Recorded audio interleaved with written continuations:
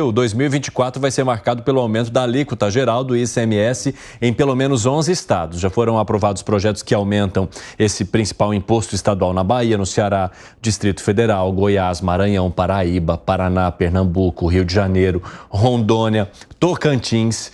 Outros estados também já estão estudando elevar as alíquotas. E desde o ano passado, vários estados alteraram o ICMS para recuperar a arrecadação que foi perdida desde 2022. E o que isso vai fazer com a vida de todo mundo, hein, Alan Gani? Bom, vai deixar a população bastante insatisfeita com o aumento do ICMS, com o aumento de imposto, né? No ano passado, é verdade, houve uma redução do ICMS por uma medida do governo federal, que entendeu que alguns itens deveriam ser considerados itens básicos e aí ter uma alíquota de ICMS reduzida, na casa de 17% a 18%, entre eles comunicação e principalmente a gasolina, que estava muito cara devido à guerra Rússia com a Ucrânia. E aí, evidentemente que esses estados, Evandro, eles perderam a arrecadação e agora eles querem recompor essa arrecadação com o aumento do ICMS e utilizam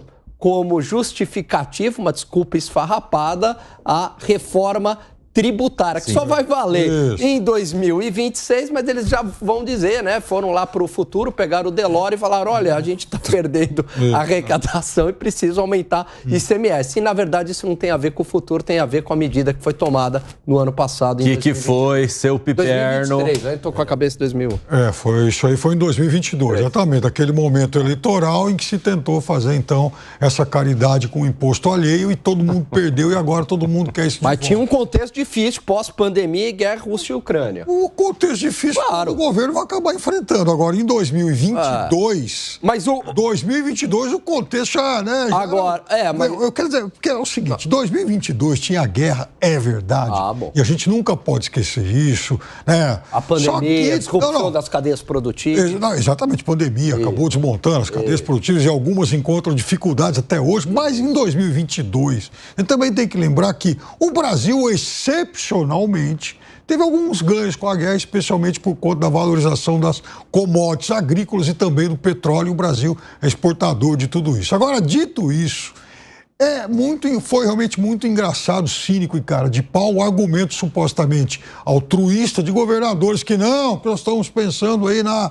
arrecadação dos estados a partir de 2027, sendo que a maioria deles não vai ser governador em 27. Mas como são todos altruístas, já olhando para o futuro e tal, todo mundo tentou convencer a população disso e foram realmente todos eles muito cínicos. O fato é que todos perderam receita por conta da lambança de 2022 e todos querem isso de volta. Lambança entre aspas, né? Lambança entre aspas. A redução tributária nunca é lambança aí. Estamos vendo agora. O governo entregou aí com o superávit primário. Estamos vendo agora os estados. Fala, Dávila. Não, mas é verdade, é uma desculpa esfarrapada para aumentar imposto é péssimo.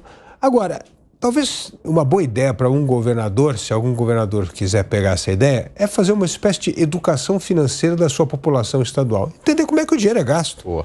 Se você começar a explicar para as pessoas como as coisas são gastas, primeiro que você pode até ser mais tolerante com determinadas medidas de austeridade que o governo tomar.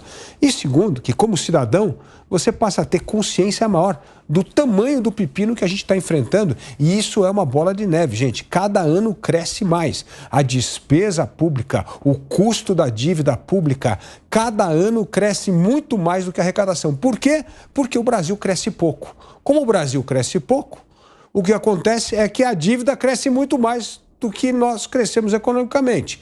E isso só está aumentando o fosso. E para jogar mais pimenta nesse molho, existe um terceiro problema que não vai afetar o governador de hoje, mas vai afetar o governador daqui a 10, 15 anos. Que é qual? Que é a questão demográfica. A população envelhecendo, a população, principalmente acima de 60 anos, crescendo muito rapidamente, a população jovem encolhendo e mais esses 10 milhões de jovens entre 15 e 29 anos, que são os neném, que nem estudam nem trabalham, que é a população que deve estar economicamente ativa e que não vai conseguir ter nenhum emprego e vai viver de benefício social. Porque se você não estuda e não tem emprego, você não vai ter nada na vida, vai ter que viver de custo de Bolsa Família. Então, a gente tem um problema demográfico com um custo do Estado gigantesco que cresce muito acima do crescimento econômico. Então, está na hora de algum governador começar a fazer um tipo de educação financeira para o cidadão e falar,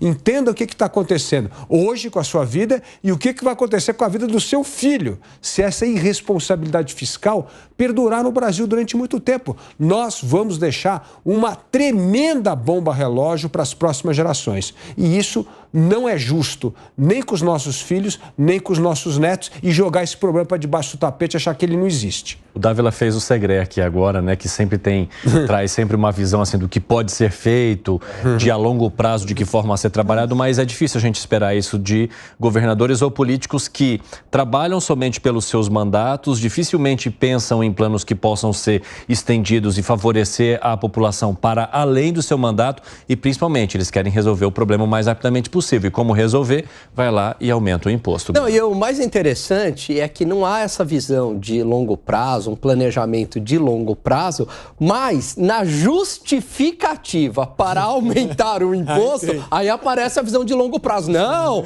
estamos preocupados com a sustentabilidade fiscal lá na frente. O altruísmo seletivo. Isso, o altruísmo seletivo. Isso aí acho que todos concordam. 5h46, pessoal da rádio vai para um rápido intervalo, daqui a pouco espero vocês, hein? Não saiam daí, a nossa corrente da fé que tá pegando. Fala, Piperno. Não, além do altruísmo seletivo, você vê, né? Ontem a gente falava aqui sobre uma entrevista do presidente do INSS que ele estava mostrando um paradoxo. Quanto mais eficiente o Estado for, por exemplo, para diminuir a fila de espera para obter os benefícios do INSS, maior vai ficando a dívida da Previdência, porque ela tem que... Ora, se a fila for menor, se o sujeito colocar a mão nesse dinheiro antes, isso significa que o Estado vai pagar antes.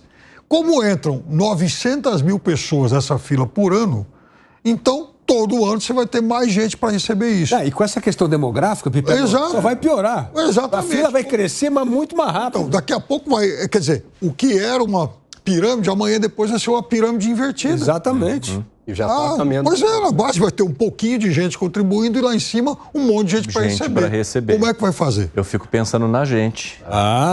Não vai ter aposentadoria, não. Vai fazendo... 35. Vai fazendo o seu porquinho lá. E essa geração neném aí, que nem trabalha e nem estuda, tem que se preocupar mais ainda. O Dávila e o Piperno até vão conseguir, hein, Gani? Agora eu e você, não sei não. Já era.